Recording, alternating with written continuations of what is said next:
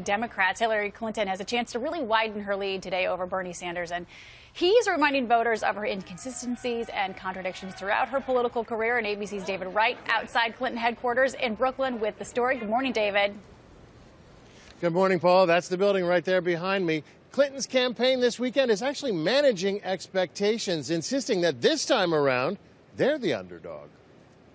This morning, it's do or die for Bernie Sanders. Vermont senator still has huge crowds and getting lots of donations, but he also needs to catch up in the delegate count. Bring your friends and your relatives and your neighbors and your co-workers. Today there are 126 delegates up for grabs in Louisiana, Nebraska, and Kansas, where Bernie stopped at this barber shop to get a trim on the trail. You know my style. It's the ghost style. Hillary Clinton, meanwhile, is taking aim at her Republican rivals. Bill Clinton, too. The Republican, presidential, I don't know what to call it, I guess debate. There were so many insults flying back and forth, it was hard to keep track. I thought I was watching a sixth grade recess fight.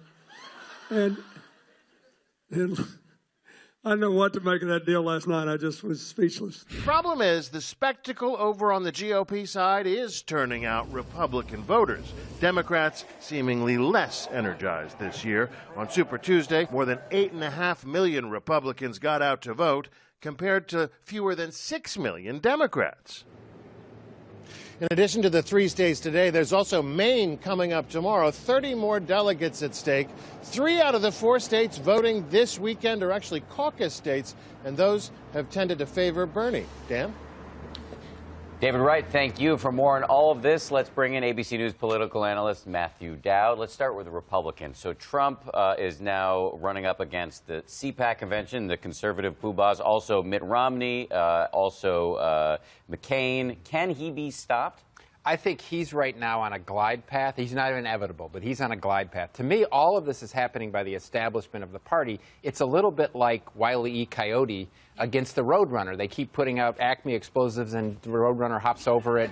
Trump goes over it. They keep doing this thing. It's going to work, and then the thing falls, and it falls on themselves. Right now, Trump's in the driver's seat. And today, I think, is an important day that Ted Cruz especially has to win a couple of the states tonight, which he has the possibility of doing, to slow any momentum of Donald Trump. Do you think we're heading toward a contested convention? I think it's 50-50, and I think today will be a part of the determinant. If Donald Trump somehow wins 3 of 4 today, it's a huge effort. But Michigan on Tuesdays is a big state if Donald Trump wins that. But I think as of today, it's 50-50.